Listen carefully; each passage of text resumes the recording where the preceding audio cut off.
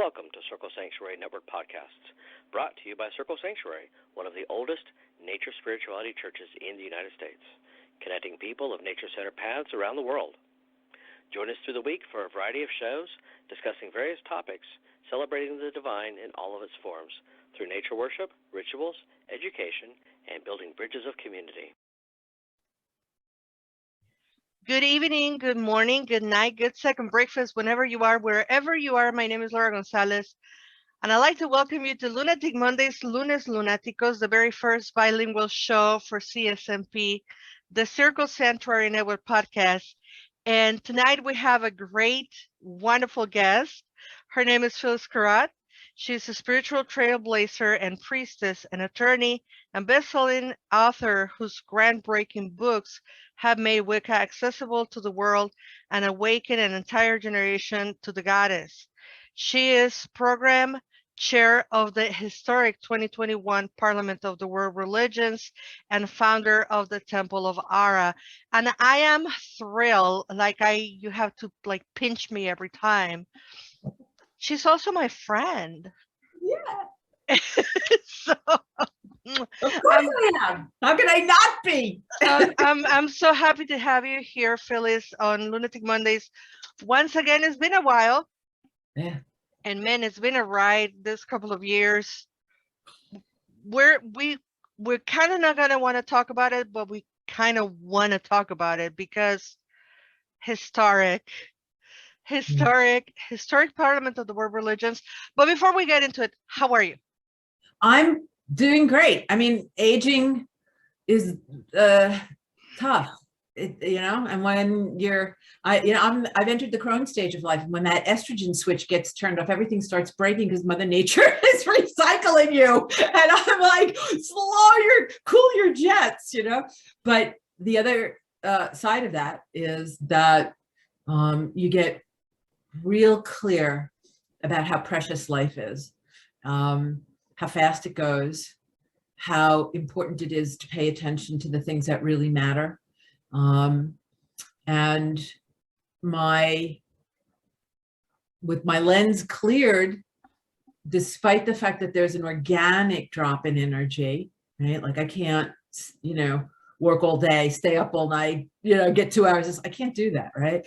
And it's harder for me to travel. I just went to Italy in the fall, and it was more difficult to go sleepless and plunge immediately on arriving into doing initiations. I could feel it physically. It's like, okay, that's what it is. We adjust the dials. But the gift of wisdom and the motivation that comes with it to use the time well and accomplish the things that are really important is terrific. That thing about the Red Hat Society, right? That you just don't care about other people's opinions. It doesn't matter. You are at home finally in yourself and fully present with yourself. And so you're able to be fully present with the world. So I'm good. I mean, I got my shots, I got my booster. We were lucky we had Moderna, which seems a little easier on the system. And I expected to be flat on my back because we also did the flu booster, but I'm okay and super, super grateful that we have it. And I am mystified by people who don't take it and just yell and scream about their freedom, with a complete failure to understand that with freedom comes responsibility. Mm-hmm. That we are a nation that places a priority on freedom, but we're a society. So we have a social contract, we have agreements. You can own a gun, but you can't shoot me. You can drive your car, but you have to have a license, and you can't drive 150 through the school zone, which is 15 miles an hour. You have freedom, and you have to handle it responsibly. And if you get sick and your breath from a few feet away could kill someone else, you must wear a mask. And you really should have the good common sense to get a vaccine. This defiance of science is beyond me. It's just disinformation, and the politicization is a tragedy. It is indeed.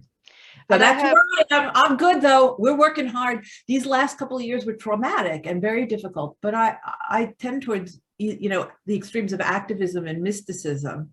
And the positive, the silver lining in the cloud of isolation for me, aside from cultivating my relationship with Mother Earth, because that's where we could all go safely, and being incredibly happy to see her recover because we had shut down a little bit,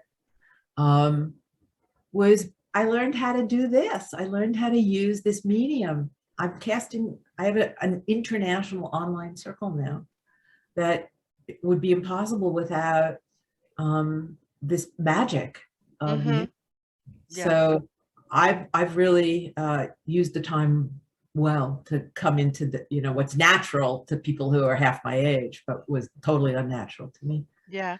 I'm But happy. I'm scared to death about fascism in this country. I'm scared to death about the loss of our right to vote and have it counted and have it count. I'm scared about that. And I've been saying for 20 odd years that this was coming, and now here it is.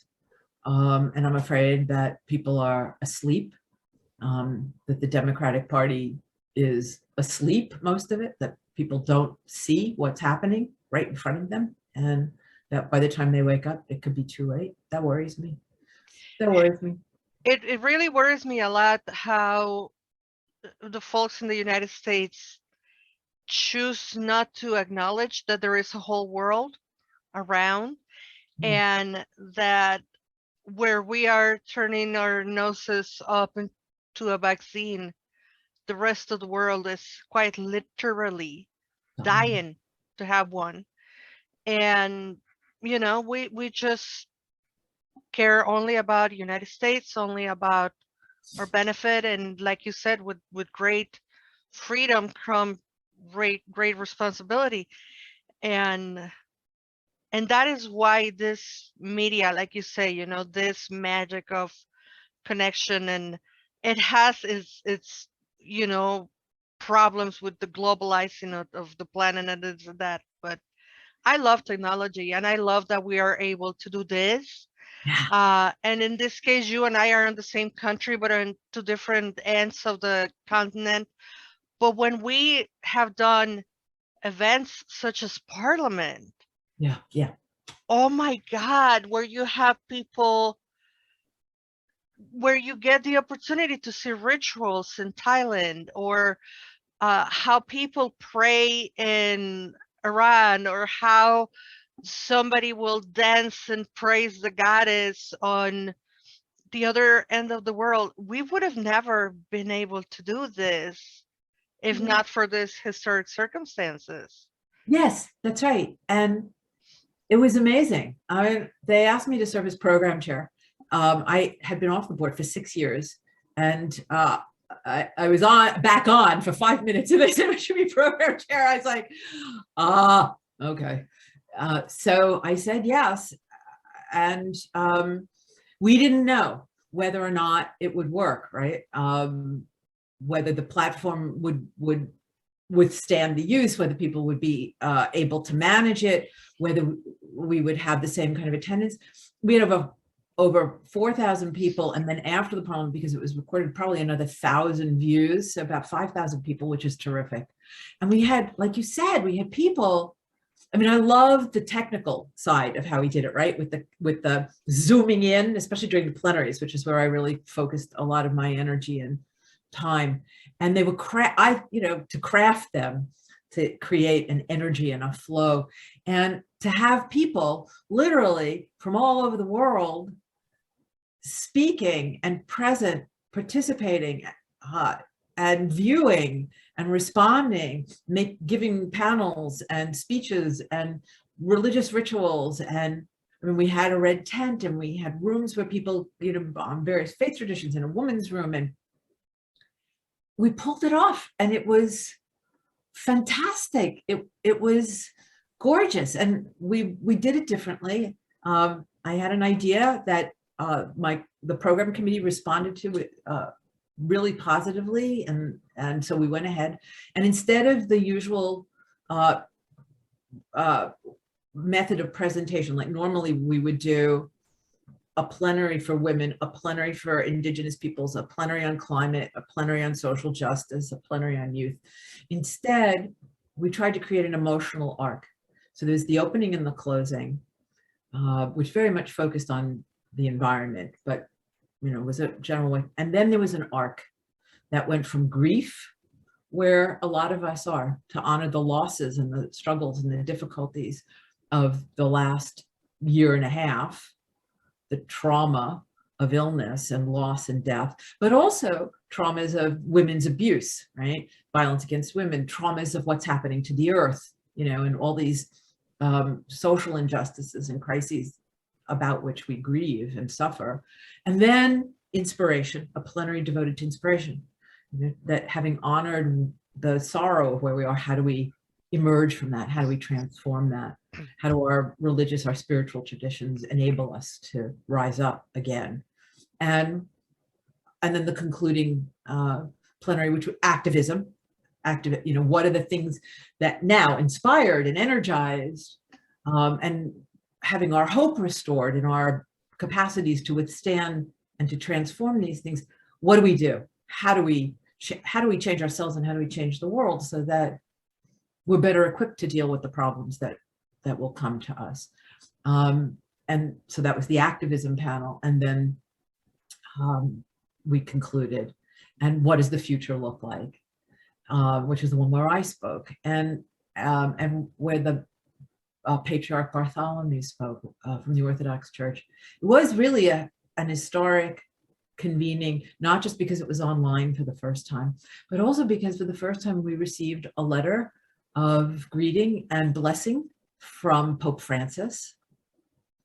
And the Patriarch Bartholomew of the Orthodox Church, which had left at the first Parliament Modern in 1993 because of the presence of myself and other witches and pagans, he returned. And he spoke, and he spoke in the same plenary that I spoke.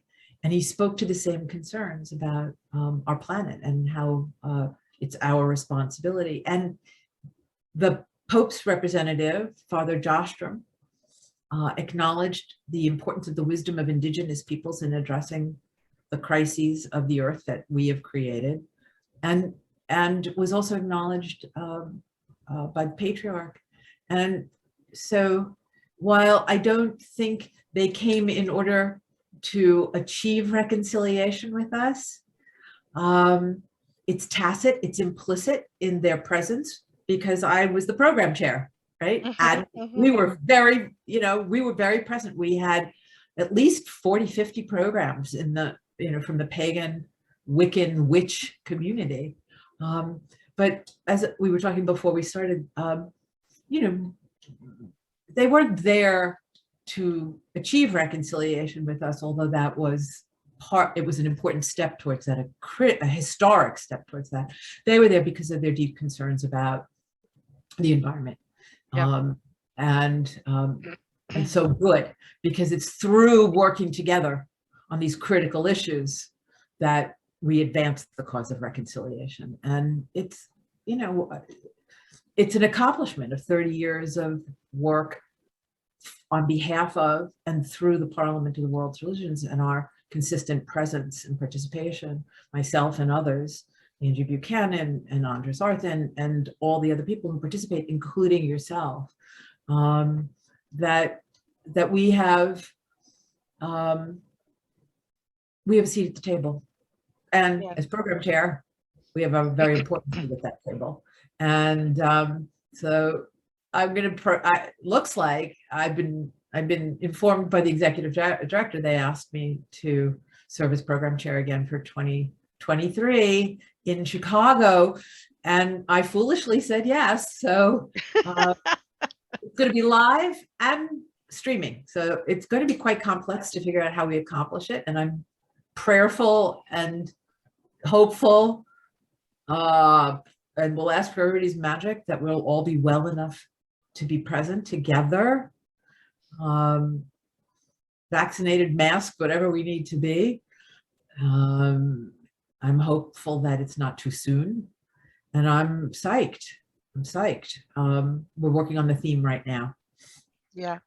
And I then love, we'll start sending out the invitations. I'm so thrilled that the pandemic made everybody turn into technology because, excuse me, we, the Latin American Spanish speaking pagan community, have been doing things online through technology forever because that was our only choice. We are not, well, 10 years ago when I started to get involved, what I've noticed is we didn't have as much safety to be out of the closet as pagans, as people on the whole rest of the world. So we turned to technology and we turned to like podcasts and Zoom and all of that. That's why when people started like to get familiar with Zoom, I was like, oh yeah, we've been using it for a while because that was it for us. So to see the rest of the world to turn into that, it has been fantastic. And to see as an spectator myself, you know, I've seen videos of you speaking at Parliament before, and when it was in Canada a few years ago, and that speech, the beautiful speech when you spoke, um, when they call you Princess. That was funny. That was Chris Peters. I was like, yeah, that was he misread.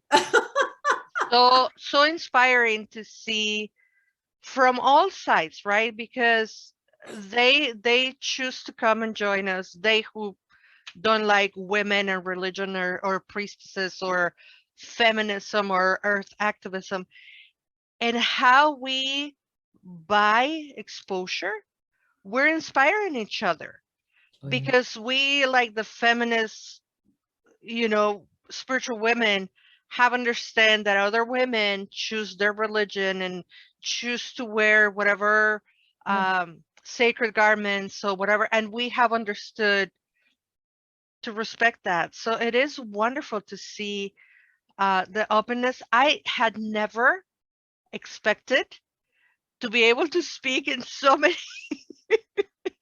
what you don't know, and I'm gonna tell you what was how it looked from this side. That it was so funny.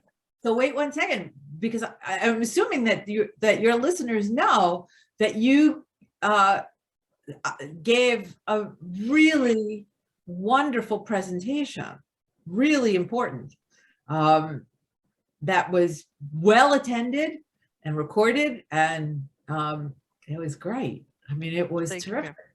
Yeah. Have you talked about it with your show? Probably not really. I mean, we talk about it with Selena when we did with Selena and the team of CSNP right after Parliament, but I've never talked about it on this show. Oh! And this is how it happens. The Parliament invitation goes out, and I put in my application for my solo thing, right, for Day of the Dead. And I'm like, I don't know if it will be accepted. You know, there's so many people that comes to Parliament, etc.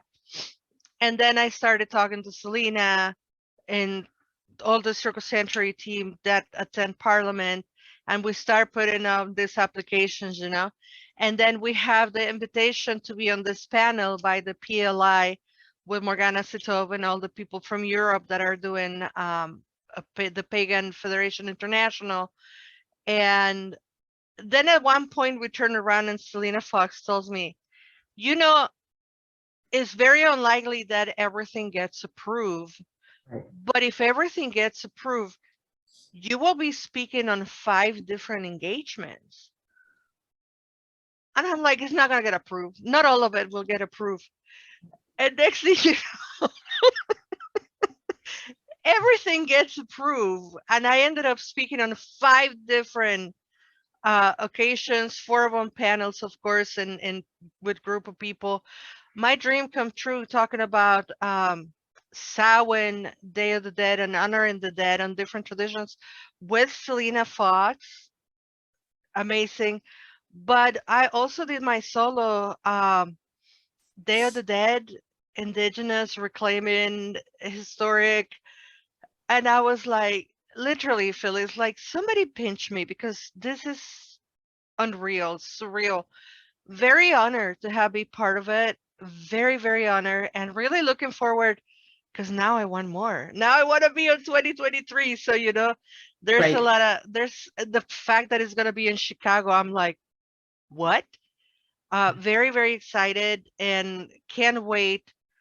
I heard so much about people who had experienced it in person that now I'm hungry and now I want to experience it in person.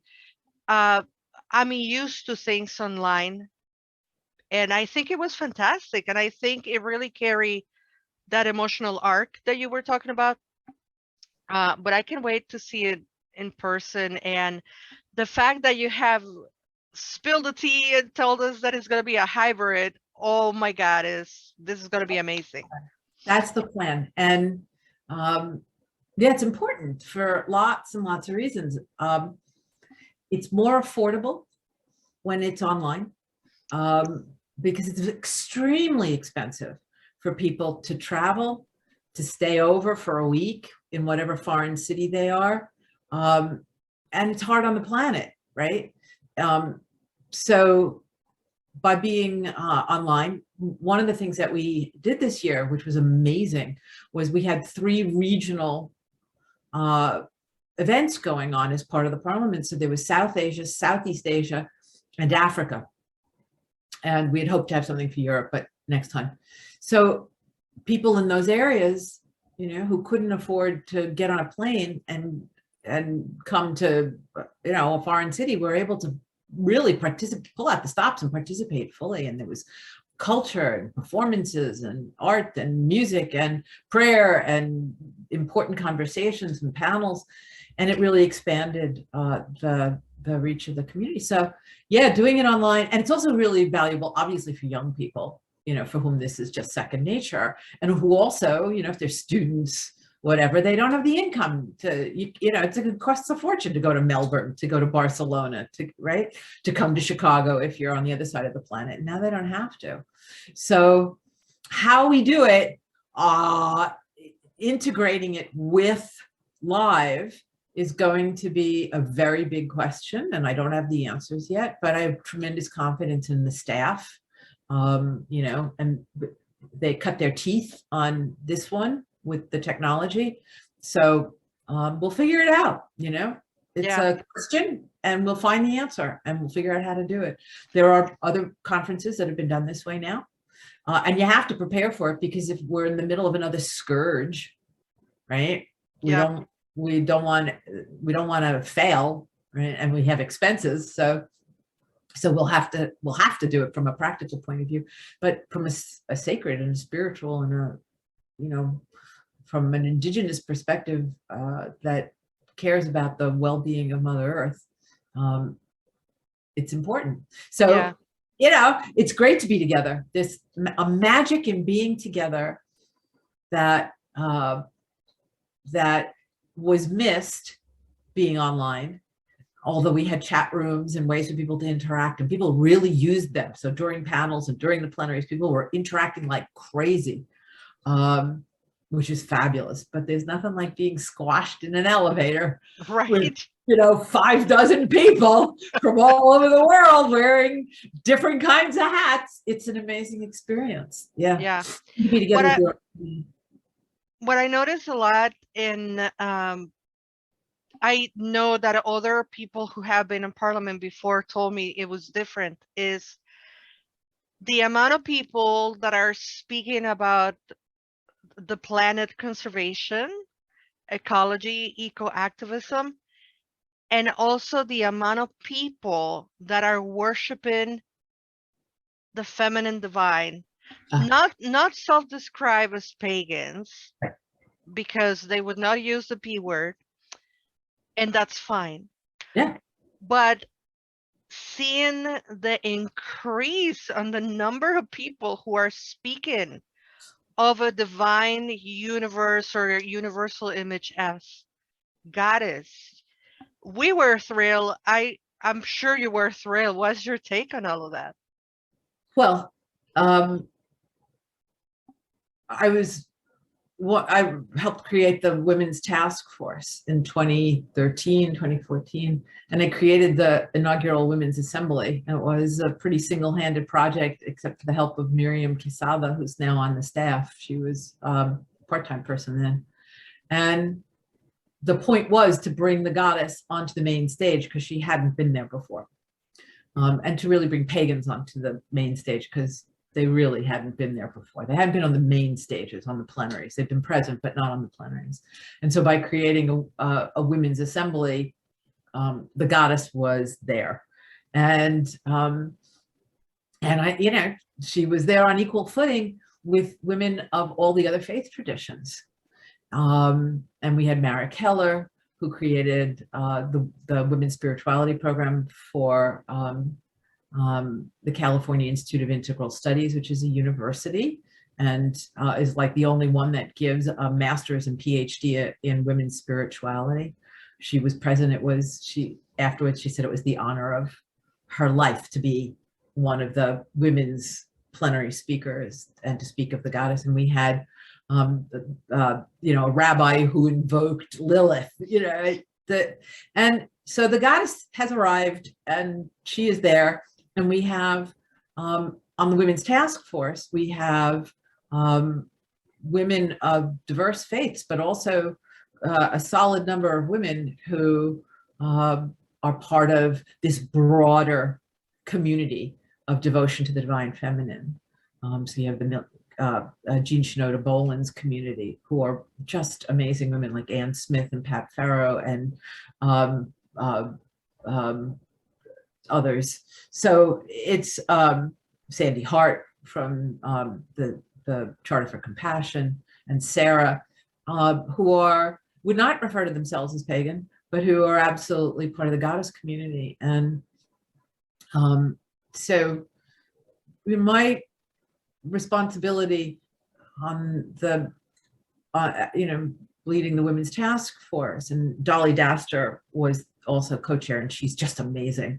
And she really worked hard to create these incredibly important and valuable panels on stopping violence against women from multi-faith perspectives, is to have a forum that's open to women of all faiths from all points of view, as you said, including, you know, women from communities that we would normally think of as not as patriarchal, right, and as a repressive women, but to give them a forum and a place to articulate. And what you find is that that regardless of what our particular faiths are, we're all united as women, and we have equal commitments to the human rights and the dignity of women, which declaration I drafted in 2015 and was passed unanimously by the Parliament. So that as the focus, you know, that we have a forum for women to step forward, to articulate and to assure that religions attend to, that they take responsibility for making amends and correcting, you know, their theologies, their hierarchies, their practices, so that women are treated with dignity and respect, and their rights are honored and acknowledged, and their roles as leaders, you know, begins to open before them. That's one of the most important things I think that the Parliament can offer. And we're going to, I hope, we'll continue over the next couple of years a program that's devoted to addressing how the religious responsibilities and stopping violence against women. And we'll continue to make sure that the stage is available to women of all different faiths, you know, Hindu women, even Buddhist women, whether you're not supposed to, you know, where the divine is not anthropomorphized, still have the Taras, and, you know, Judaism with the Shekhinah and with Bina, and with the retrieval of the reputation of Lilith. And yeah, the goddess exists across the globe and across traditions, and she is now front and center, and will stay there. Definitely. Definitely what I've seen, and I don't know, I'm pretty sure you're aware of this because you're women of the world, but Latin American countries and Latin American activists and Spanish-speaking activists are utilizing the concept of goddess not in a religious way per se, but as an icon, an iconography of women's liberation. So I am very privileged by being bilingual and being deep into feminism and activism to see that some of these women are not seeing goddess as a religion, but they are seeing embodying goddess as a political movement. And there are these wonderful songs about I am the goddess and I am free and I love myself and I love my body. I'm getting goosebumps because I'm trying to translate on the fly one of the songs. And I keep saying, like you say, maybe it's not anthropomorphized, or maybe she's not seen as a religious icon, or maybe she's not seen as a celestial icon, but rather she is one of us, and we are her, and we are fighting, and we are seeing this happening, especially with like Spanish speaking feminist activists. And I don't care how goddess it's found and brought to the center, but she is part of the center. She is part of the conversation. Um, Yeah. you know, and that is fantastic to see that. Also, before I forget, I want to say a big shout out to Miriam Quesada Yeah. and to every single person whose names I don't know. Every single person that was behind bringing Parliament online and dealing with all of us and dealing with every single one of us personalities. Thank you for all of them because they did, in my opinion, a great Titanic, Yep. fantastic job. Yep. Uh, and we can wait to be part of it again in 2023 and to welcome you all in Chicago. Not all of you are going to fit in my house, but you're all welcome to visit. Careful what you ask for. My apartment is so tiny, I couldn't even host one person, but as a self-proclaimed, because I love the city, self-proclaimed ambassador of Chicago, I'm willing to take you all to the best tacos. If that's the only thing that I can do, then I'll do that because Well, one of the things that local communities, religious communities do is that they traditionally host an evening for all the folks of their faith tradition who come from across the globe. So you, Twyla, who, I don't know, Selena's not in Chicago, but, the local community, one of the first things that I'll be doing is reaching out to the local community. Hello. Hi. Say, would you host, an evening for the pagan, Wiccan, witch, Euro-Indigenous revival to the community? And it's always amazing. I mean, it's amazing. It's like, because I've traveled all over the world for these things, you get to meet people, and it's very inspiring for the folks who are coming into the city, and deeply inspiring for the folks who reside there to meet pagans from around the world. Especially, I remember Barcelona, it was that was in 2004, and 17 years ago, 18 years ago. And it was a young, literally and metaphor, it was a young community. They were young people, and they were blown away to meet, us, because they knew about us. And then there we were, in the auditorium, or wherever the heck it was, the restaurant, whatever it was. And it's a gift we give each other. Yeah. It's a gift by coming together in community. The Parliament provides the occasion for people to come together who otherwise wouldn't. And it's always mutually inspiring. So it's a party. Well, my mom used to say, soy muy habladora, pero muy sostenedora, which means I open my mouth, but I back myself up. So I just did that. You heard it here, January 2022. Lunatic Mondays. Yes. I would love to, Chicago is such a magical city, and not only because magically the structure, the lake and everything, religiously it has the exact same energy. And I don't know if other Mexicans or Mexican Americans will agree with me, and I'm not going for clout. I believe, because I am very sensitive to energies, being a psychic, I'm very sentient, and sometimes it's overwhelmingly annoying. Um, but the energy that you feel on Millennium Park Yeah. is the exact same energy you feel in Mexico City, Oh, that's interesting. where the temples are and where the ancient pyramids. And one time I was chatting with a person who is also, a psychic, and she's never been to Chicago, she's never been to Mexico City, but she said to me without missing a beat, my guides are telling me it's because of the lake.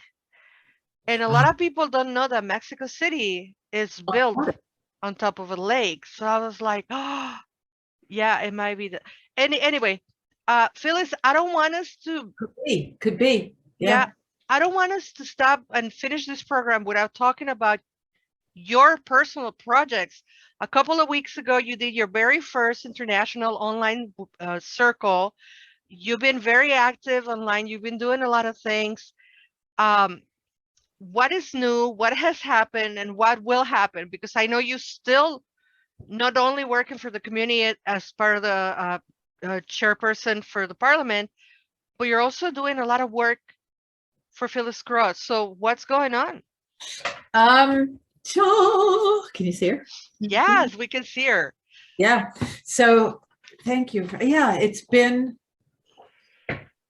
well, we talked about the Witch's Wisdom Tour when it came out, and it's been an amazing experience to work with other people, to use it myself in the consultations that I do, and to see how extraordinary it is. I mean, it really works. We created it and we didn't know if it would work, right? We had confidence in each other, confidence in the methodology of journeying shamanically and asking, what does the world need to know, of receiving the visions and the wisdom, and of interpreting what we were shown and interpreting it into image and words. And I wrote a book. I wrote a tarot book, which is not what they are. It's always just a string of words, and this is not that.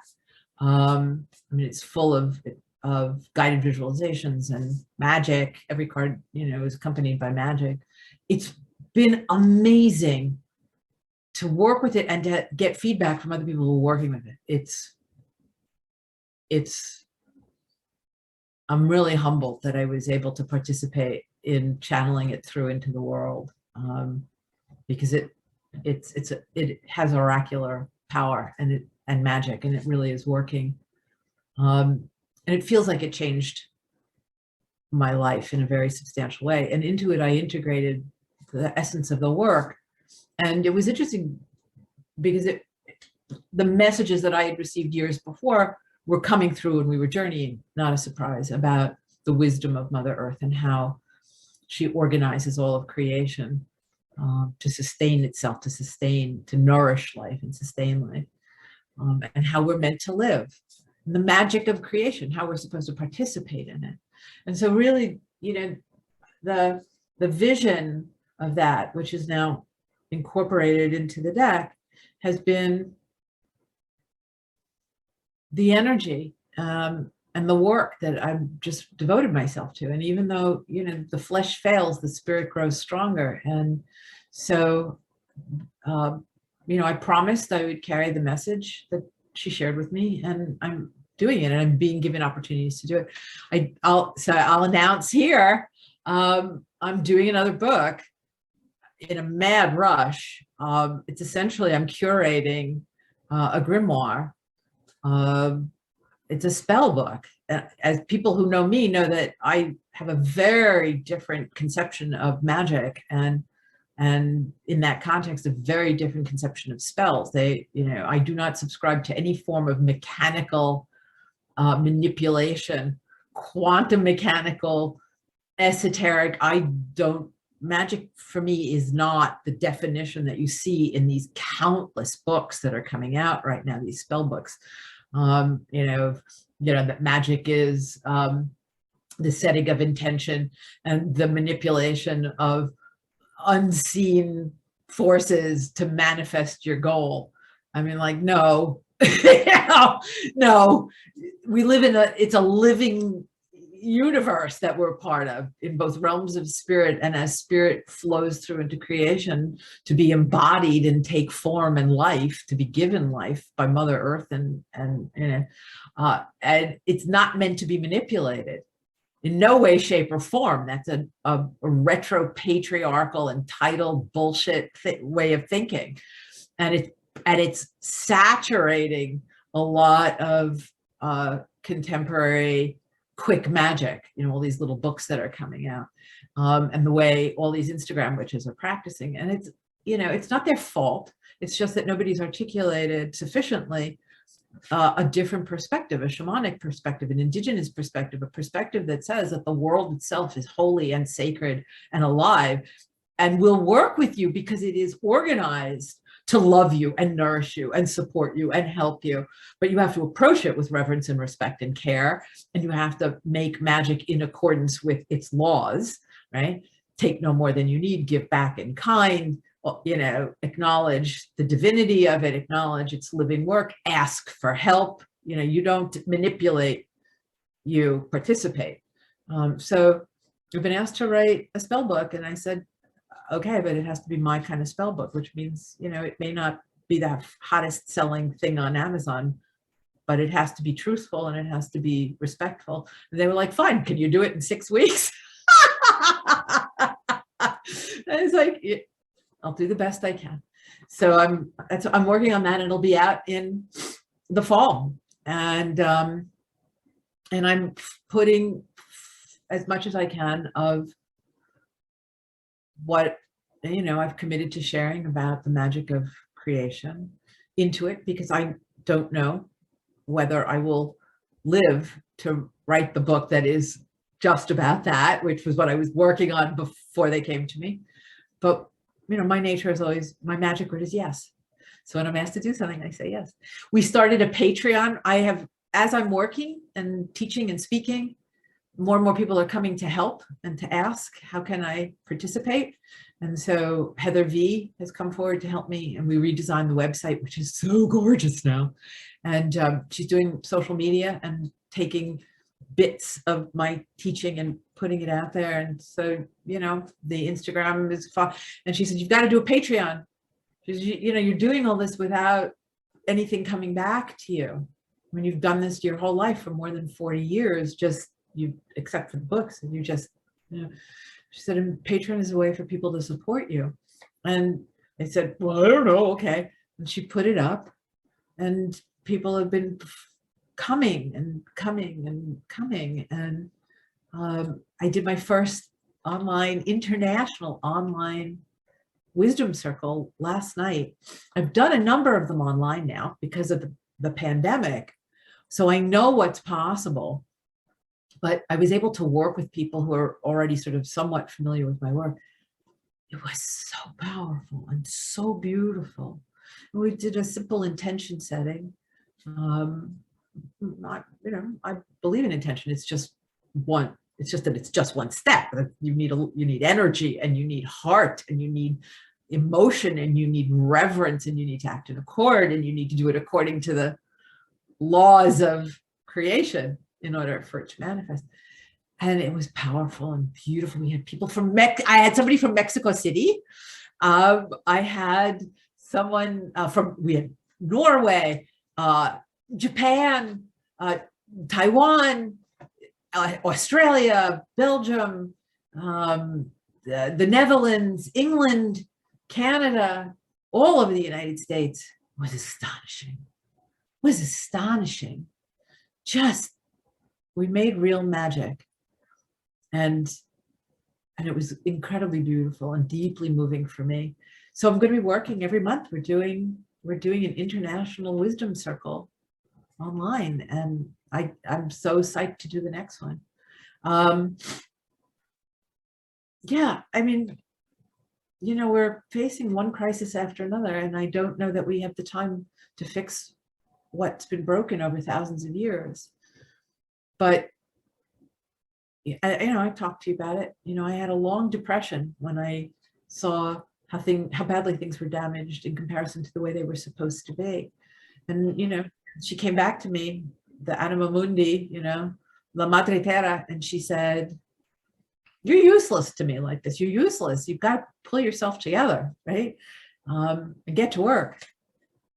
And I know that there's real magic in acting as if, that we act as if our magic, our work, our acting in accord will make the difference. Because if we don't, we're doomed. But if we do, it just might be that we have the power to fix what has been broken. This is the gift that we learned from Mother Earth. There are wolves in Chernobyl. And when we stopped wounding her in this last year of sequestration, where we were forced to stay home, air pollution, pollution dropped about 6%. So she recovers very quickly if we just stop wounding her and punishing her and hurting her. So and then the way to live in accord with her is not complicated. The template is there. All living things, in taking good care of themselves, in living lives that are healthy and happy, create healthy air, healthy water, healthy soil, the temperature. They create everything necessary to create and sustain life. That's how nature has, Mother Earth, creation has organized itself. Only we have forgotten, right? But if we could remember, and we can remember through our practices, we can remember through the way we breathe and honor water and work with the earth, through all of the elemental magics that we do, they will teach us how to work with them, not use them, work with them. We can come back into harmony with her, and she will heal herself, and we will heal with her, and we will create a world, a human world, that is in harmony with the natural world, and things will be well as they were meant to be. And I think that's why there are so many people, young women especially, and men too, who are called to witchcraft now. I know a lot of people are saying, "Oh no, it's not religious, it's just a technology." It's like, well, you're not practicing it right. Yeah. So that's our job as crones, as elders, as indigenous people, and as people who are reviving our indigenous ancestral wisdom, is to say no. Yeah. That's old thinking.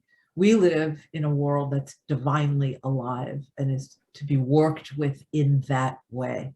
And that is how you make magic. And I have told people whenever they want to listen, that's why as an indigenous person, paganism, Wicca, herb-based religions resonates so much, because we are not coming from a culture that practice paganism per se, but because we have such live in and lived now indigenous base to our way of life and our religious way of worshiping the earth, that's why we so naturally come to paganism.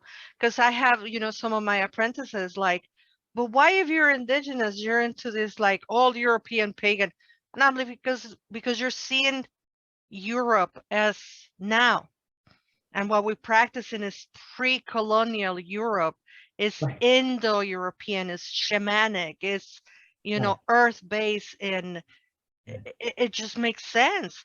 And because our indigenous practices, a lot of them have been destroyed and Yeah. or are closed.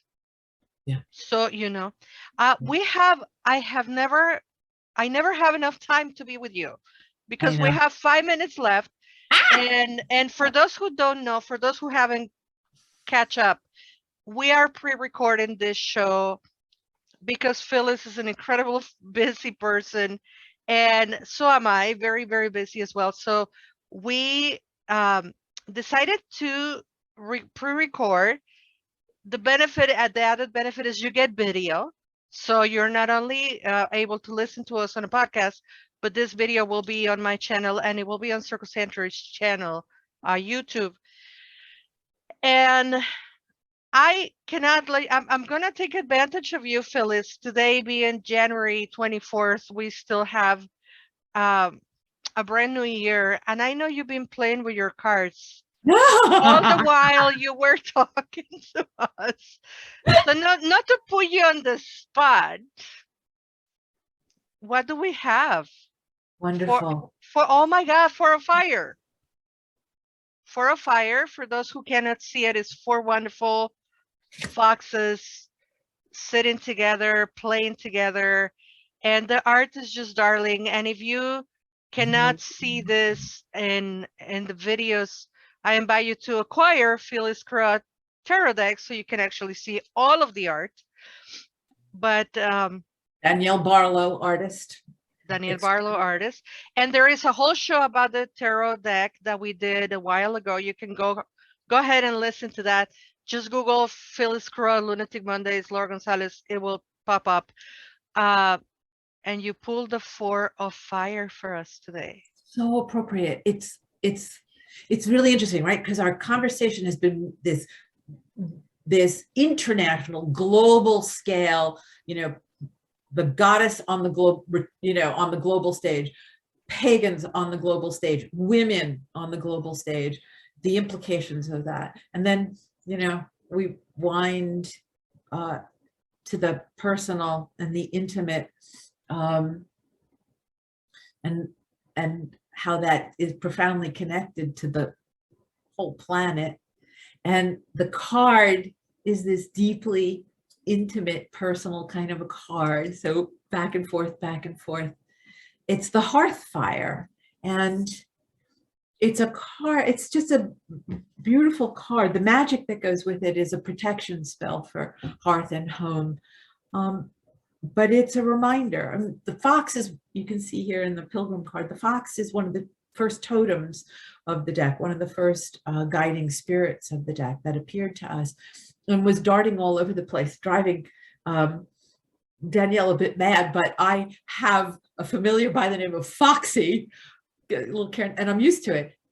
The fox follows the trail wherever it goes, right? And so it'll zigzag because the mole went that way or the squirrel went that way. And it's a reminder that, the path of life isn't a straight course, that it veers off this way and that way. And even when you think that you're lost, you're not. There's an adventure to life to be lived. And you have to trust your instincts when they take you this way or that way. But this card is about coming home, and the call of the hearth fire, the fire at the center of the home, where the warmth dwells, where our hearts open, where our family is present with us, where the cauldron of community is placed upon the fire, to feed your family, to feed your neighbor, to feed the wanderer, the stranger, who has been on the zigzagging path and has yet to find their way home, and you take them in. And it's the gift that we give each other of welcome and of nourishment. And it's very appropriate at this time of year. It's part of what we did last night in our international online, which is Wisdom Circle. And it's the reminder that in this time of year where those of us in the Northern Hemisphere, it's cold, and that hearth fire is everything. And it's Imbolc, and at it, which honors Bridget, but which honors the community, because it's the celebration in the Celtic tradition, right, was always that the provisions were running low, candles were running low, wood was running low. Everybody came together, brought a little bit of what they had, and together they create a feast. And those little tiny candles, each one, right, when brought together, creates this light that illumines the world. And so it's a call to come back home. And for me, home is Mother Earth, to see it as our home, and to honor it and to be grateful for it, and to know that we have a responsibility to each other and to her, that she'll give us everything we need to get through the dark times. And if we do our part, and we take care of each other, we'll get through them. Couldn't be more perfect. And I hope, Phyllis Curott, with my heart, I hope you know that this show, this program, this network is your home, and that you will always, people might think, that I just say these things, but I promise you not. Since I met you, since before I met you in person, I feel this intense connection with you, and not in a stalking way, but in a friend way, and to know that is mutual and reciprocal is a great honor. This is your home. We hope that you come back when the new book comes out, and we thank you so much for being here. Thank you for giving us the opportunity to support you through your Patreon and to learn with you through your Patreon. And everybody, I encourage you all to visit www.phylliscurott.com. New revamp, beautiful website. Oh my goodness. Yeah. And thank you for being here tonight. Thank you really for being here tonight. And I leave you the microphone so you can say goodbye to your audience. We have but a minute, so the time is yours. I love you, Laura, and as you offer me this place of home, for as long as I am the fire keeper at the Parliament, you have a platform there to bring your wisdom to share with the world, because it's full of beauty and power and the things that people need right now. And this is how we bless each other, right? And to everybody out there listening, I just send you tons of love and energy. And, these are difficult times, but everything that we need to get through them is all around us. It's still there. And it's also inside of us, because we're a part of creation. We are meant to live in harmony with it, because we're part of it. So we can do this. The world needs our witches, and we're back. Yes, we're back, ma'am. baby. We're back. Yes, ma'am. The world needs her witches. You heard it here. Thank you so much, Phyllis Curott. Thank you to CSNP, the Circle Sanctuary Network podcast. Please listen to all of our shows. We have over 600 hours of free shows that you can listen, you can download, you can share. We are on Stitcher, we're on Spotify, we're on iBooks, we're on iTunes, we're on TuneIn, we're everywhere. My name is Laura Gonzalez, and I thank you all for being here tonight. Never forget that you are loved. Bye-bye. And thank you for joining us on the Circle Sanctuary Network podcasts, presented by Circle Sanctuary and produced for all who follow the Nature Center paths. Join us here throughout the week for various programming connecting the community around the world. And please don't forget to watch for updates on the Circle Sanctuary website at www.circlesanctuary.org. And follow us on Facebook at facebook.com/CSN podcasts. We can also be found on your favorite podcast hosting sites, such as iTunes, Stitcher, Spotify, and others. And until next time, many blessings.